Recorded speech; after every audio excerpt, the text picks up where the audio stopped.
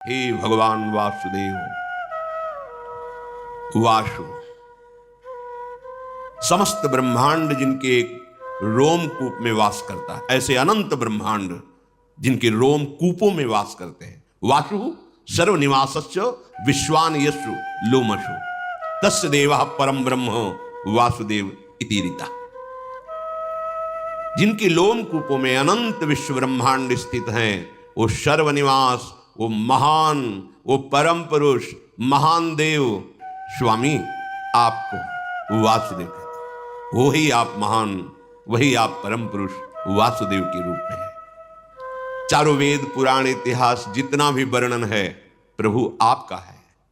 कहीं भी किसी भी ब्रह्म ऋषि ने ऐसा नहीं देखा कि आपका तन, आपका ये शरीर सप्तम धातु से बना हुआ है। किसी वेद ने निरूपण नहीं किया, किसी मुनि ने ऐसा अनुभव नहीं किया। यहां हम सब साक्षी हैं, धर्म साक्षी है, सर्व साक्षी है, वेद साक्षी है कि आप सच्चिदानंदमय तनु भगवान वासुदेव हैं। किसका नमस्कार? जो कंस कारागार में चतुर्भुज रूप में प्रकट हो रहे शनकादि, उनका दर्शन करके वर्णन कर रहे हैं। मंगलमय भाद्रपद के कृष्ण पक्ष की अष्टमी है। मध्य रात्रि का समय, सब ओर घोर अंधकार छाया हुआ है, पर सारी प्रकृति एक नवीन आनंद उत्सव में भरी हुई है, क्योंकि प्रकृति के स्वामी परमात्मा का प्रादुर्भाव हो रहा है। उल्लास में भरी हुई संपूर्ण प्रकृति है। प्रकृति के परम आश्रय, प्रकृति को भी सृजन करने वाले परम देव पधार रहे हैं, तो प्रकृति उल्लसित होकर उनका स्वागत कर रही है। दिशाओं में प्रसन्नता छाई हुई है। यद्यपि बहुत ही आसुरी प्रवृत्ति का बोलबाला है, एक से एक बड़े भयंकर असुर प्रकृति के अधिकार संपन्न जन हैं। भौमासुर, बड़े बड़े जरासंध, कितने कितने ऐसे, और कंस के तो बल से प्रभावित होकर अपनी पुत्रियों का ब्याह जरासंध ने किया था। महान बलि जरासंध। सब तरफ दुख, क्लेश, अशांति फैली हुई है, पर प्रभु का अवतार हो रहा है, तो इस समय आनंद ही आनंद छाया हुआ है। स्वयं नदियों का जल निर्मल हो गया, सरोवरों में रात्रि में ही कमल खिल उठे, वृक्षों की शाखाएं बिना ऋतु के पुष्प और फल से संपन्न हो गई। जो भजन करने वाले यत्र तत्र साधु महात्मा हैं, उनको एक अलौकिक आनंद की अनुभूति हो रही, क्योंकि उनके प्राणाराध्य प्रकट हो रहे हैं। वायु सेवा कर रही है, शीतल मंद सुगंध प्रवाहित हो रही है।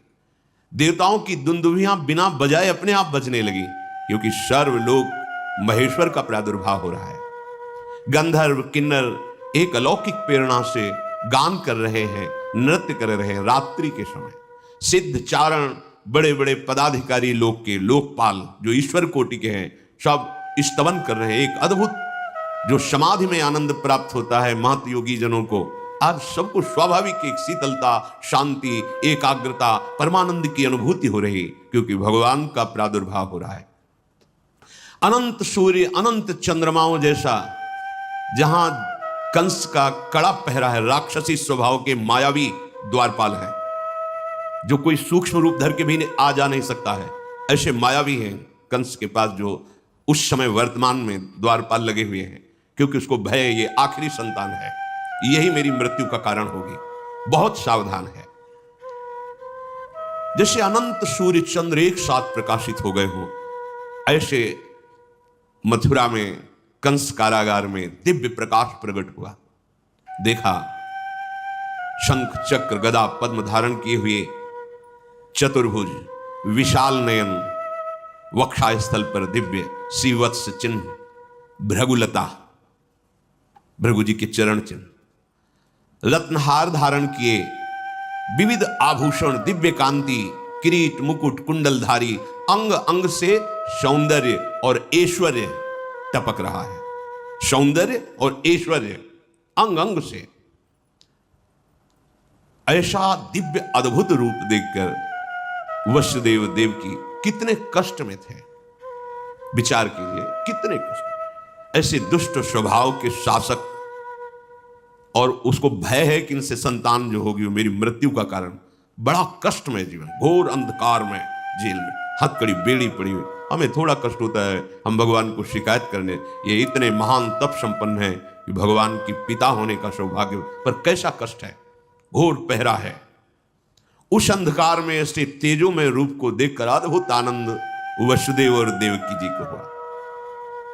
भगवान प्रकट होकर उन्हें अभय वचन दिए, अब आप डरो मत, जहां मैं पधारता हूं वहां क्लेश परंपरा ही खत्म हो जाती है। तुम्हें याद कराने के लिए बता रहा हूं, तुमने पूर्व में हमारे को प्राप्त करने की तपस्या की है। भगवान के इशारे से उनको पूरा बोध हो रहा है। तुम कंस के भय से अधीर हो रहे हो, कंसादह मधीरधी, अब तुम्हें किसी से भयभीत होने की जरूरत नहीं। जो मुझे स्वीकार कर लेता है, जिसे मैं स्वीकार कर लेता हूं, काल का भी उसके ऊपर भय नहीं रहता। अब तुम प्रसन्न हो जाओ। देखते देखते भगवान चतुर्भुज रूप से अंतर्धान होकर बाल रूप हो गए, रुदन करने लगे। भगवान का वो बाल रूप द्विभुज, चतुर्भुज ईश्वरी रूप, द्विभुज बाल रूप देवकी की गोद में। अब तो देखकर बहुत ही अधीर हो गए, क्योंकि वात्सल्य उमड़ा तो ऐश्वर्य का विस्मरण हो गया। ऐश्वर्य रूप इसीलिए दिखाया कि तुम भय मत करो, मैं सर्वलोक महेश्वर भगवान हूं। पर जीव ही बाल रूप में इंद्र नीलमणि कांत स्वरूप, अब तो अधीर हो गए और रुदन करते हैं कि प्रभु, जहां ये सूर्य उदय हुआ, द्वारपालों ने बताया जा कि तहां वो दुष्ट आएगा और आपको मार देगा। मैं बहुत अधीर हो रहा हूं प्रभु, मेरा ज्ञान कार्य ही नहीं कर रहा है, क्योंकि वात्सल्य के आगे ये सब नहीं चलता। भगवान का ऐश्वर्य भी वात्सल्य के आगे नहीं चलता। प्रभु, मुझे आपकी रक्षा के लिए बहुत भय है। प्रभु ने कहा, यद्यप तुम्हें भयभीत नहीं होना चाहिए, पर आप वात्सल्य के कारण भयभीत हो रहे हो, तो मुझे गोकुल पहुंचा दो और वहां मेरी महाशक्ति योग माया प्रकट हुई है, तुम उसको ले आओ, मुझे वहां पहुंचा दो, तुम निर्भय रहो। भगवान का शिशु रूप जो देवकी की गोद में था, कितना कष्ट, अखिल लोक आनंद सिंधु गोद में है, वो कह रहे मुझे अभी पहुंचा दो। वसुदेव जी की गोद में प्रभु को विराजमान करती है, हृदय में कितनी पीड़ा होगी। नवजात शिशु अभी आंखों से ओझल, जिसके दर्शन मात्र से परमा आह्लाद परम सुख, वो अभी जा रहा है। विचार करो, ये भगवदानंद कायर पुरुषों को प्राप्त नहीं होता, ये शूरवीरों को प्राप्त होता है, जो हर स्थिति में प्रभु के सुख का चिंतन करते हैं। अपने सुख दुख की तो परवाह ही नहीं जिसे, तभी साधु संग से भजन करते करते ऐसी स्थिति होती है। भगवान वसुदेव जी की अब गोद में है। वसुदेव जी भगवान की महिमा का स्मरण करते हैं, हृदय से लगाते हैं, तुम्हें कैसे दूर करूं, तुम्हें कैसे छोड़ के आऊं। इतना तो कष्ट भोगते रहे, अन्य पुत्रों का वध कर दिया गया, अब आनंद सिंधु आप मेरे हृदय से लगे, और वो भी अब हम ही आपको जाके छोड़ करके वापस आपको आए, पर आपके सुख के लिए हमें जाना पड़ेगा। पर जाऊं तो कैसे जाऊं, पैरों में बेड़ियां हैं, हाथों में हथकड़ी है, लोहे के बहुत मजबूत दरवाजे और शस्त्र धारण की हुई आसुरी स्वभाव वाले मायावी राक्षस वो द्वारपाल बने खड़े हैं, अत्यंत विषादग्रस्त हो रहे हैं। ऐसा सोचते ही देखा कि हथकड़ी और बेड़ियां टूटकर गिर गई, प्रसन्नता हुई, कदम आगे बढ़ाए तो देखा अपने आप दरवाजे खुल गए, बड़े विशाल लोह कपाट अपने आप खुल गए। जिसके छाती में अखिल लोकों के स्वामी प्रभु बाल रूप से विराजमान है, अब उसको कौन सा बंधन बांध सकता है। जो भगवान को अपने हृदय में चिंतन के द्वारा सदैव बसाए रखता है, उसको मोक्ष के लिए कोई प्रयास नहीं करना पड़ता, सारे बंधन अपने आप कट जाते हैं। इसलिए कई बार सत्संग में निवेदन किया है कि हमारी साधना का फल है अखंड स्मृति। हर समय प्रभु के चिंतन में रहते हुए जो भी व्यवहार कार्य है वो करें, कोई नहीं बांध सकता।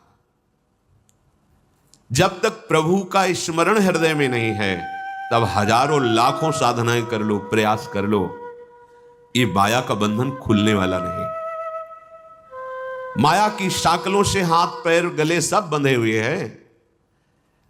काम वासना, क्रोध, लोभ, मोह, मद, मत्सर, ये ऐसे मायावी द्वारपाल हैं कि आपको निकलने ही नहीं देंगे। अज्ञान का कारागार, अंधकार युक्त, कैसे निकला जाए? श्री कृष्ण को हृदय में रखकर। पक्की बात, कृष्ण नाम और कृष्ण रूप में कोई अंतर नहीं। जो कृष्ण है वही कृष्ण नाम है। अगर जिह्वा से राधा राधा कृष्ण कृष्ण चल रहा है तो मानो प्रिया प्रीतम विराजमान है आपकी जिह्वा में। अतएव जीव इस भयंकर अविद्या माया रूपी कैद खाने से,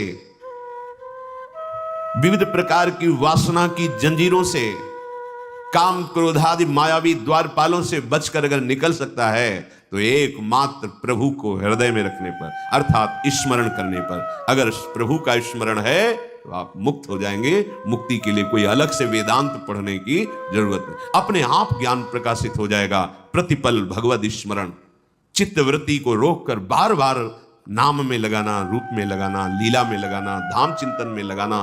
कोई मोक्ष के लिए प्रयास करने की जरूरत नहीं। अपने आप आपको अनुभव होगा कि जो परमार्थ का परम लाभ है वो प्रकाशित हो रहा है। दरवाजा खुला, वसुदेव जी लालजू को लेकर बाहर निकले तो डर रहे थे कहीं पहरेदार देख ले तो प्रहार कर देंगे, पर वहां देखा सब बेशुद्ध मूर्छावस्था को प्राप्त है। धीरे धीरे निकलकर बाहर आए, दबे पांव, कोई जान न जाए। अपराकृत परमानंद विग्रह प्रभु को बार बार ऐसे देखते हैं, हृदय से लगाए हुए आगे बढ़ रहे हैं। पद पद पर आनंद की उमगन हो रही वसुदेव जी के हृदय में। समझिए, जब कोई भगवद स्मरण परायण होता है तो प्रति कदम, प्रति श्वास, प्रति क्षण एक अद्भुत आनंद। अब प्राकृतिक उदाहरण तो बैठता ही नहीं, पर कई बार सत्संग में कहा जैसे दूध को अग्नि पे चढ़ाओ तो उफान आती है, ऐसे आनंद की उफान हृदय में आती है जब मेरे प्रभु और उनका स्मरण और कहीं उनकी रूप की झलक, तब तो फिर ब्रह्मादि के भोग सब विषम लागत ताई, नारायण ब्रज चंद की लगन लगी है जाए। अभिमान का भार उठाकर संसार पथ में चलते चलते पग पग पर दुख कष्ट संकट विपत्ति भोगते भोगते थक गए। अब छोड़ो, अपना भार श्री कृष्ण के ऊपर छोड़ो, श्री कृष्ण का चिंतन करो तो पग पग पर परमानंद की अनुभूति होगी। वसुदेव जी को अपार सुख हो रहा है। श्री कृष्ण को हृदय से लगाए हुए महामहिम ब्रज की तरफ चल पड़े। घोर अंधकारमयी रात्रि, धीरे धीरे बढ़ रहे हैं कि कहीं कोई मथुरावासी किसी कारण से बाहर निकले और देख ले तो अमंगल हो जाएगा। इसी समय मेघ गर्जना हो रही, भयंकर वर्षा शुरू हो गई क्योंकि कोई बाहर निकल ही ना पावे। पैर की भी आहट नहीं, इसलिए मेघ गरज रहे हैं। अंधकारमयी रात्रि, किधर पैर रखे दिखाई ही नहीं दे रहा है। बीच बीच में बिजली चमक जाती है जिससे रास्ते का पता चलता है। जब वर्षा प्रारंभ हुई, वसुदेव जी ने अब कहां तक ऐसे छुपाए, लगा कि नवजात लाला है, वर्षा में कुछ दुख पहुंच सकता है, ऐसा विचार कर रहे हैं। अचानक देख रहे हैं कि आसपास तो बूंदे गिर रही पर ऊपर बूंदे नहीं गिर रही। सोचा इस लाला का ही चमत्कार होगा, पर बात यह हुई कि 1000 फण फैलाकर भगवान शेष जी पीछे से फणों की छाया किए हुए, वसुदेव के अंग में ही एक बूंद नहीं पड़ रही, फिर लाला की तो बात जाने दो। ये अनंत देव भगवान शंकरषण है, जो भगवान का ही दूसरा स्वरूप है, पर अनादि सिद्ध ये दासत्व भाव से है। प्राण प्यारे प्रभु की सेवा सदैव इनका जीवन है। क्षीर समुद्र में गौरवर्ण धारण किए हुए जब जब अवतार लेते तब भी गौरवर्ण होता है, चाहे लखनलाल के रूप में या बलराम के रूप में। भगवान की शैया बने रहते हैं, भगवान इन्हीं पर शयन करते हैं। सय्यासन परिधान पादुका छत्र चामरैः किम नाभूस्तस्य कृष्णस्य मूर्ति भेदैस्तु मूर्तिषु। ये भगवान अनंत हमारे प्रभु की पादुका बनते हैं, यही शैया बनते हैं, यही आसन बनते हैं, यही प्रभु के वस्त्र बनते हैं, यही छत्र चंवर विविध रूप धारण करके हमारे प्रभु श्री कृष्ण की सेवा करते हैं। भगवान शेष संकर्षण अनंत महिमा युक्त। वसुदेव जी को पता नहीं चल रहा कि हमारे पीछे भगवान अनंत शास्त्र फण ऐसे फैलाए हुए चल रहे हैं। उनको लगा लाला का कोई चमत्कार है, बाहर तो बूंदें पड़ रही पर हमारे ऊपर ले। अब लाला को मस्तक पर धारण कर लिया। आगे बढ़े तो भारी समस्या यमुना जी, क्योंकि भादव का महीना है, बाढ़ पे यमुना जी चल रही है। एक क्षण रुके, अब क्या करूं, क्योंकि अथाह यमुना जी, और यमुना जी पहले से अधिक उल्लसित होकर बड़ी ऊंची ऊंची तरंगे, कोलाहल मच गया। यमुना जी प्रीतम पधार रहे हैं, यमुना जी उल्लसित हो रहे। वसुदेव जी देख रहे सैकड़ों भंवरे, सैकड़ों तरंगे ऐसी उछल रही जो भय प्रदान कर रही। ऐसे छोटे लाला को लेकर कैसे पार हो पाऊंगा? अगर रुकता हूं तो लौटने में प्रातःकाल सूर्य उदय हो जाएगा। कैसे, क्या करूं? लाला को सुरक्षित पहुंचा, चलो हम अपने प्राण दे देंगे, जब तक लाला को हम बचा पाएंगे, उठाते चले जाएंगे। ऐसा भाव समझो। जब आप प्रभु प्राप्ति के लिए चलोगे तो ऐसा नहीं कि सहज मार्ग है आप निकल जाओगे, भयंकर बाधाएं खड़ी होती हैं। पर आपने यदि प्राण समर्पित कर दिया है तो कोई भी बाधा आपको परास्त नहीं कर सकती। जो इस भाव में रहता है कि मेरे प्रीतम सुखी हो और मुझे नरक मिल जाए, कोई परवाह नहीं। अगर प्रीतम को आनंद मिलता है कि मैं तड़पूं, कष्ट युक्त रहूं, तो वो कष्ट मेरे लिए हजारों सुख से बढ़कर है। जिससे परम सुखी हो मेरे एकमात्र वे परम प्रेष्ठ, वही धर्म है, वही कर्म है, वही एक कर्तव्य श्रेष्ठ।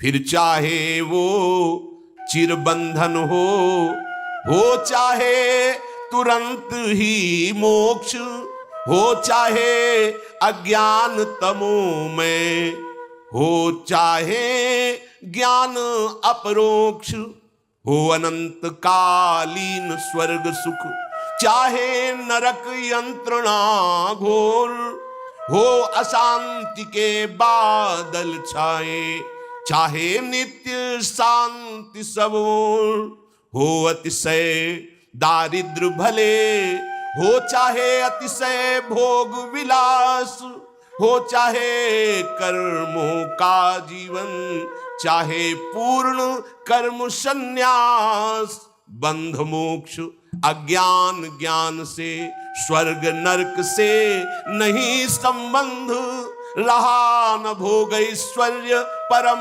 दारिद्र घोर का कुछ भी बंध, नहीं किसी में राग तनिक भी, नहीं किसी से भी वैराग्य, नहीं किसी में राग तनिक भी, नहीं किसी से भी वैराग्य, प्रीतम का बस एकमात्र सुख ही मेरा जीवन सौभाग्य।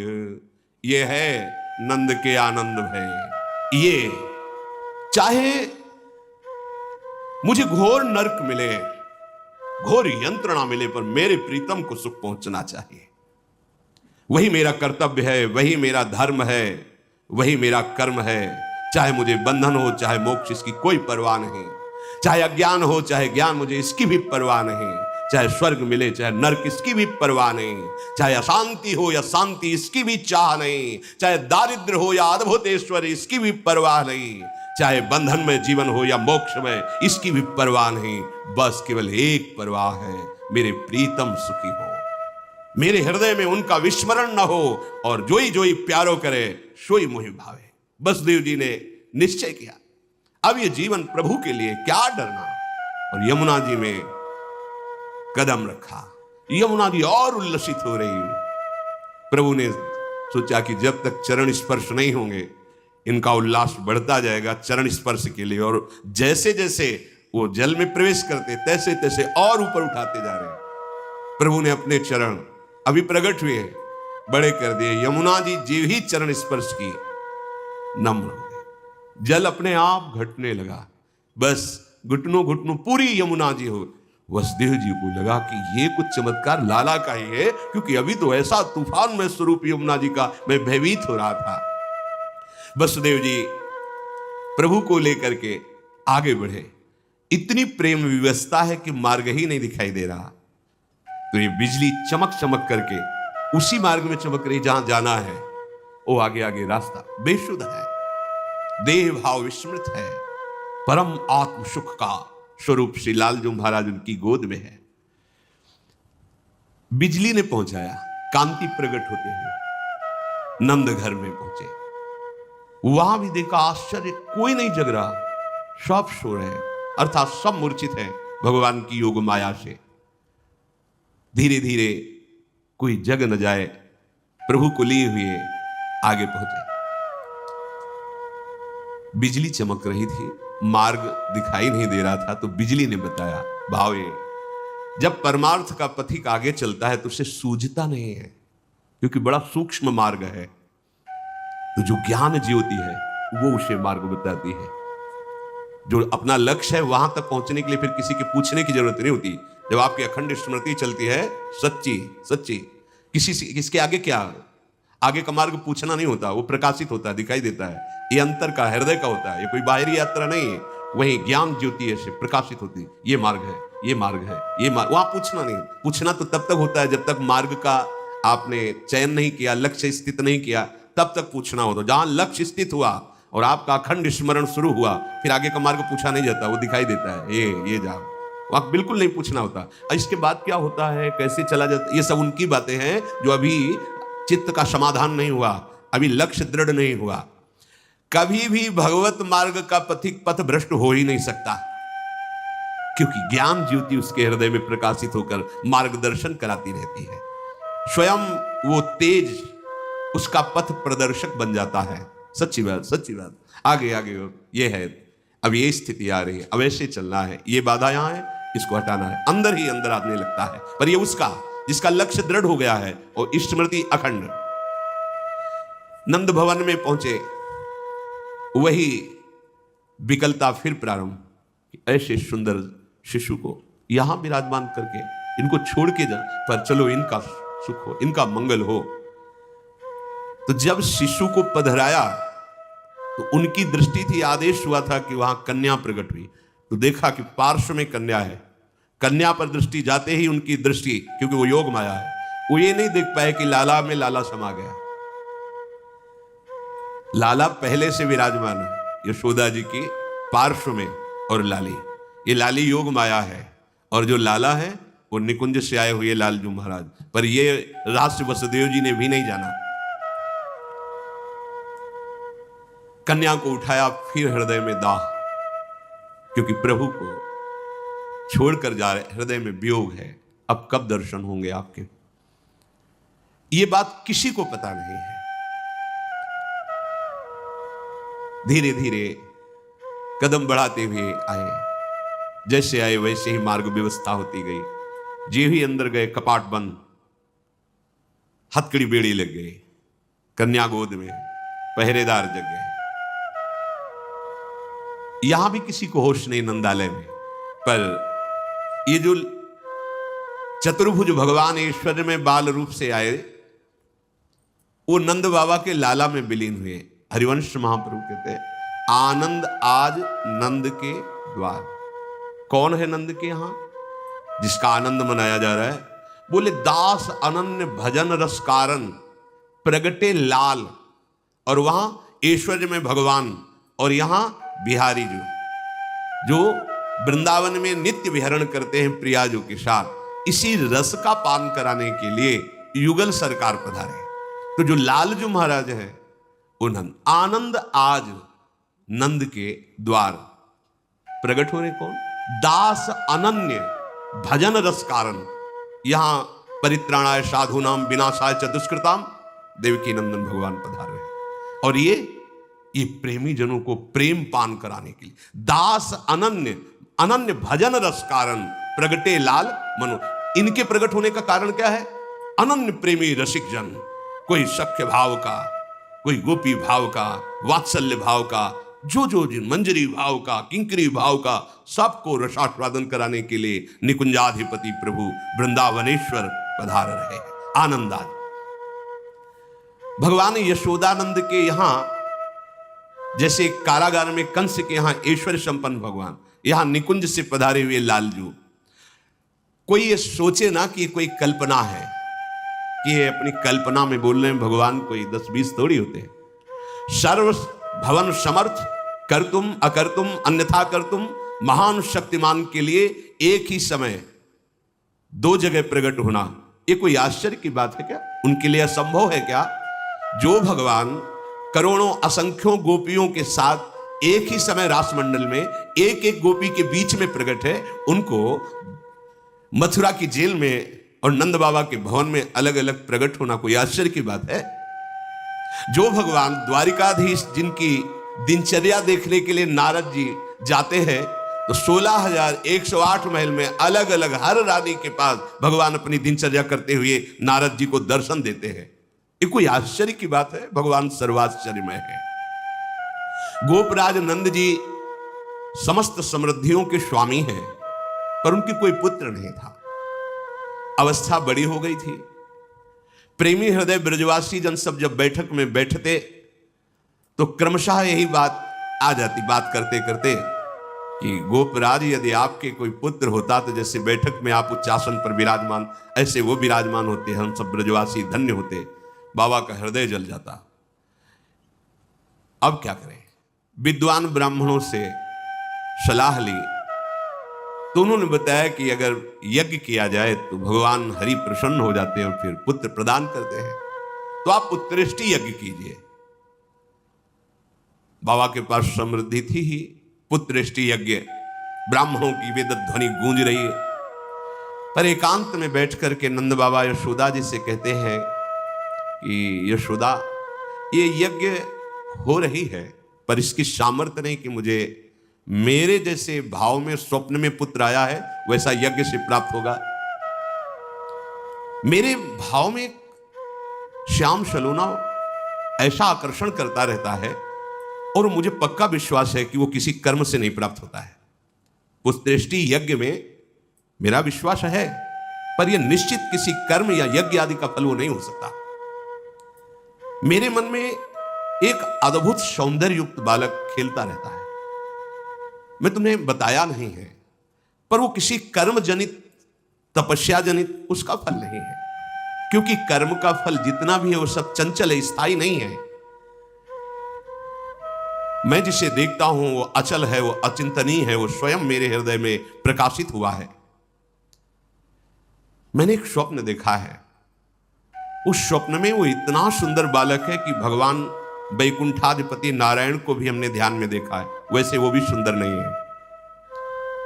उस बालक के समान भगवान वैकुंठाधिपति नारायण भी सुंदर नहीं है, नंद बाबा कहते। मुझे ऐसा लगता है कि ये जो सौंदर्य माधुर्य निधि बालक है,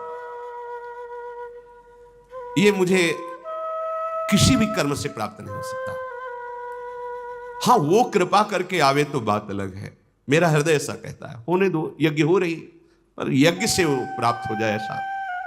ब्रजराज की बात सुनकर यशोदा मैया ने कहा, अच्छा आपको स्वप्न हुआ है? नंदराज ने कहा, हां, तुम हमारी अर्धांगिनी हो, शैधर्मणी हो, तुमसे क्या छुपाऊं। एक दिन मैंने देखा, तुम पागलपन मेरा मत समझना, मैंने देखा श्यामश्चंचल चारु दीर्घ नयनो बालस्तवांक स्थले दुग्धोद्गारि पयोधरे स्फुटमसौ क्रीडन मया लोक्यते स्वप्नस्तत्किमुजागरः किमथ वेद एतन्न निश्चीयते सत्यम ब्रूहि सधर्मिणि स्फुरति किम सोयम तवाप्यंतरे। हे यशोदा, मैंने देखा कि दिव्यात दिव्य नीलमणि सदस्य ऐसा श्याम वर्ण, कैसे वर्णन करूं। उस बालक के ऐसे विशाल चंचल मनोहर नेत्र हैं और वो बालक तुम्हारी गोद में तुम्हारे स्तनों का पान कर रहा है। मैं देखा, और भांति भांति की मेरे आंगन में खेल कर रहा है। बाबा की आंखों में आंसू आ रहे। मेरे में ना इतना तप है, ना भजन है, मैं कैसे उसे प्राप्त कर सकता हूं। पर मैं देखता हूं, इसीलिए कहा कि मेरा पागलपन मत समझना। जब से वो स्वप्न देखा तो मैं जागने पर भी उसी में खोया रहता हूं। मुझे वैसे ही दिखाई देता है लीला करते हुए आंगन में तुम्हारी गोद में। सत्य बताओ, क्या तुमको भी कभी ऐसा संकेत हुआ है? बाबा की बात सुनकर मैया तो विकल हो गई और गदगद कंठ से कहने लगी, ब्रजराज बिल्कुल ऐसा ही स्वप्न हमने देखा। हम तो ये इसलिए नहीं कह रही थी कि आप कहोगे कि ये सब तुम कल्पना करके कह रही हो, पर हमने ठीक ऐसा ही देखा जैसा आप वर्णन कर रहे हो। और आपने देखा जैसे स्तन पान करा, तो मैंने देखा कि मेरे स्तनों का पान कर रहा है, मैं दुलार कर रही हूं, पर यह असंभव है, मेरे भाग्य इतने कहां। मैं इसलिए ऐसा समझकर कभी आपसे बात नहीं की। कहां मैं और कहां वो दिव्य बालक। ब्रजराज नंद ने कहा, फिर तो संभव है, क्योंकि वो आना चाहता है पक्का। मेरे भी हृदय में, आपके भी हृदय में, मेरे भी स्वप्न में, आपके भी स्वप्न में। इसका मतलब ये मेरी कल्पना या स्वप्न नहीं है, ये सत्य विषय है। पर यह संभव कैसे हो सकता है? अखिल ब्रह्मांडों की सृष्टि करने वाले भगवान श्री हरि का मैं जब से शुद्ध समारा आराधन कर रहा हूं, अगर उनकी हमारे ऊपर कृपा है तो ये मेरा मनोरथ है, मेरा स्वप्न सत्य होगा। हरि कृपा करें तो असंभव भी संभव हो जाता है। ये दुर्लभ बात मेरे लिए तो असंभव, पर हरि कृपा से असंभव संभव हो सकता है।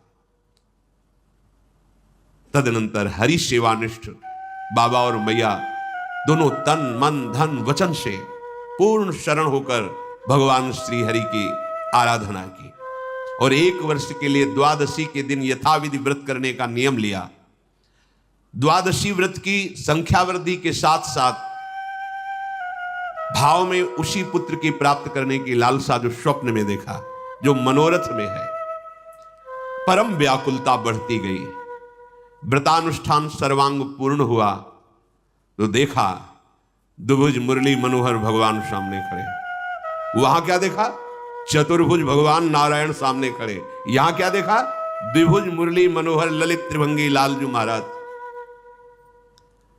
विकल हो गए। समीप ही प्रभु है।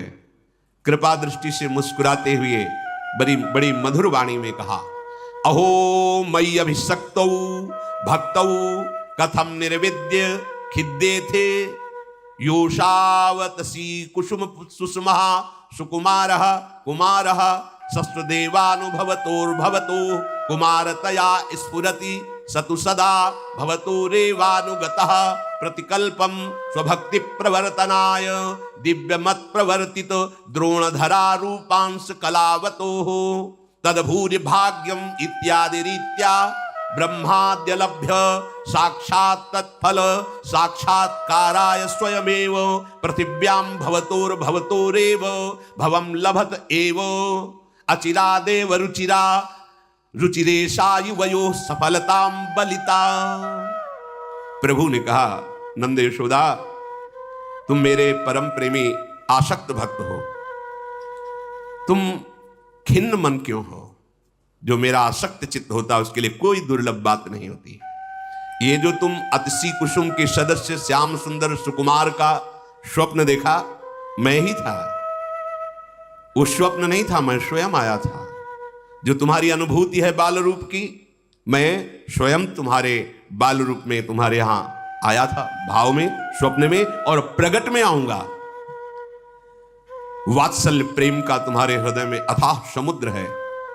तुम द्रोण और धरा हो। तुमने बहुत बड़ा भजन तप किया है जो ब्रह्मादि के लिए भी दुर्गम है, अलभ्य है। मैं तुम्हारे ऊपर बहुत प्रसन्न हूं। जहां तुम्हें ये वास मिला है, यहां ब्रह्मादि के लिए भी दुर्लभ है ये ब्रज 84 कोश। ब्रह्मा जी ने भी कहा है, तद भूरि भाग्यमिहि जन्म किमप्यटव्याम। मेरे अहोभाग्य होंगे यदि मुझे यहां कोई भी रूप में रख लिया जाए, गोकुल में, ब्रज में। तुम्हारा ही स्वरूप द्रोण और धरा है। अब तुम नंद और यशोदा के रूप में प्रकट हुए हो। अब तुम तनिक चिंता मत करो, जो तुम्हारे स्वप्न में मैं प्रकट हुआ था, हे गोपराज, मैं स्वयं तुम्हारा बालक रूप बनकर आ रहा हूं। समझ रहे? वहां चतुर्भुज नारायण और यहां वंशीधारी ललित त्रिभंगी कौन?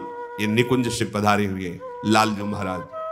इसलिए महाप्रभु आनंद आज नंद के द्वार दास अनन्य भजन रस कारण प्रगटे लाल मनोहर। ये भगवत रहस्य है, इसे प्रेमी जन ही केवल जानते हैं, बाह्य व्यवहार में नहीं। शास्त्रों में जो संकेत होता है वो ईश्वर स्वरूप भगवान यहाँ आए, कन्या को लेकर चले गए वसुदेव जी, लेकिन जो लाल जी को लाए वो समा गए हमारे लालजू में। और जब लालजू को लेके गए तो वही चतुर्भुज यही जो ब्रह्म हृदय है वही अक्रूर को दर्शन कराया। ये अनंत शेष सैया पर स्वयं की हुई भगवान चतुर्भुज महाऐश्वर्यशाली। बाहर देखा तो कृष्ण बलराम, अंदर देख रहे तो शेष सैया पर विराजमान भगवान चतुर्भुज। यशोदा जी, नंद बाबा बहुत प्रसन्न हुए भगवान के ये वचन सुनकर, मुरली मनोहर अंतर्धान हो गए। समय बीतता गया। एक दिन देखा कि बाबा और बड़े ब्रजवासी सब बैठक में बैठे हुए थे, तो वृद्धा तपस्विनी तेजोमयी अग्नि कांति, जिसकी मानो मूर्तिमान अग्नि पधार रहे हो, ऐसी कांति है, तेजोमयी अवस्था वृद्ध है। साथ में एक स्नातक ब्राह्मण बालक है। समस्त गोपराज की सभा खड़ी होकर के सम्मान की, गोपराज भी खड़े हुए। ऐसा लगा कि कोई मानो मूर्तिमान तपस्या पधारी हो। सबने प्रणाम किया, आसन आदि दिया।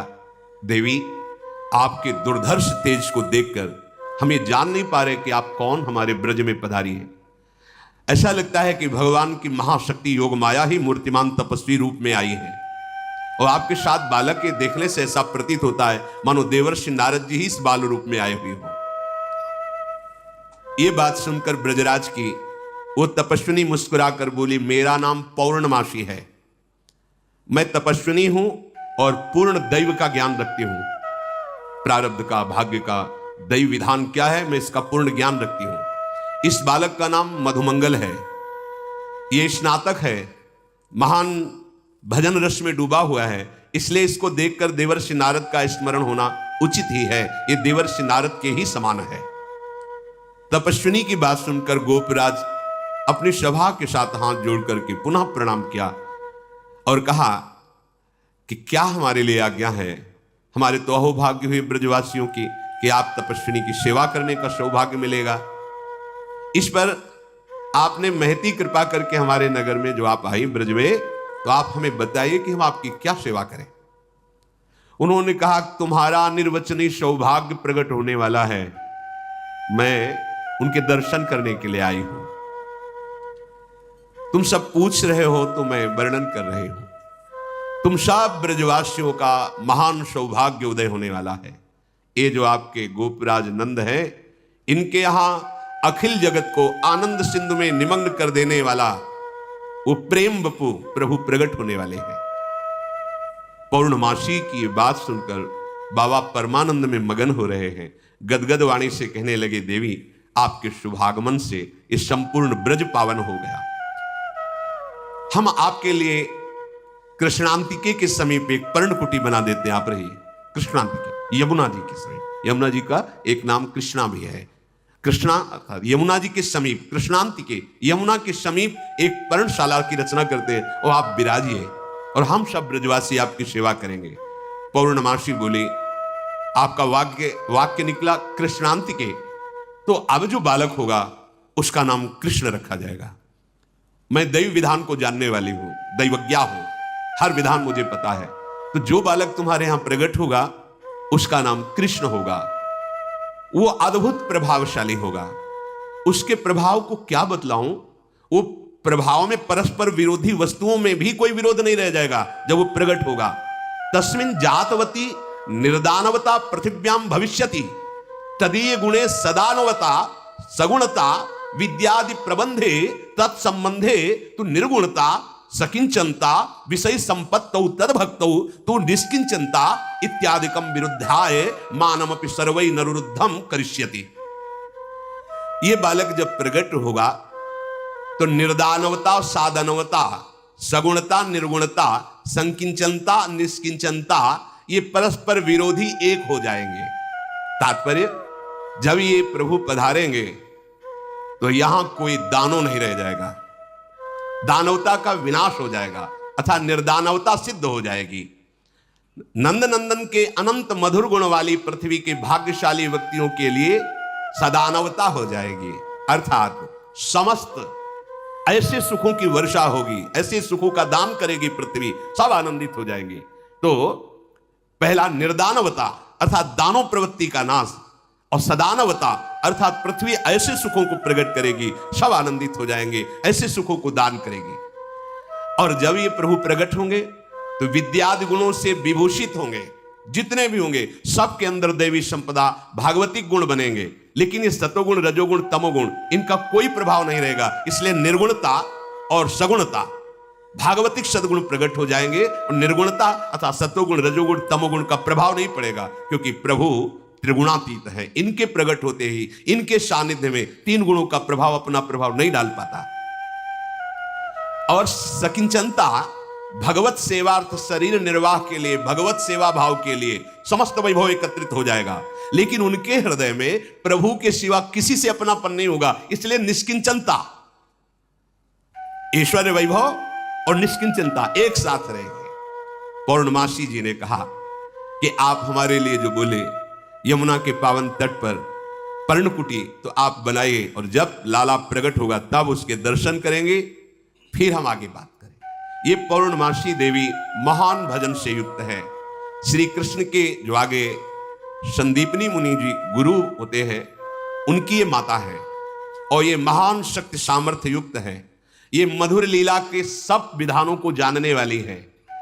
ये मधुमंगल इन पौर्णमासी देवी का पौत्र, संदीपनी मुनि का ये पुत्र है। भगवान श्याम सुंदर का नित्य प्रिय सखा है। ये हास परिहास करके श्री कृष्ण को सुख पहुंचाने वाला है। श्री कृष्ण की गोष्ठ लीला तथा गोपांगनाओं की जो और लीलाएं हैं, उनमें मस्खरे मनसुखा के नाम से जाना जाता है। भगवान नंद बाबा और वसुदेव जी के यहां जिस समय कारागार में कंस के यहां, उस समय नंद बाबा यशोदा मैया के यहां प्रभु प्रकट दो। इसमें कोई संशय न करे, शास्त्र प्रमाणित बात है। और भगवान के अंश से ही सबका प्रादुर्भाव। तो जैसे ये लीला थी कि 11 वर्ष भगवान यहाँ विराजमान रहे, फिर चले गए, तो तब से लेकर अब तक क्या भगवत विमुख है क्या जाते? तो हमारे प्रभु कभी गए ही नहीं। वृंदावनम परित्यज्य पादमेकम न गच्छति, एक कदम भी प्रभु यहां से बाहर नहीं गए।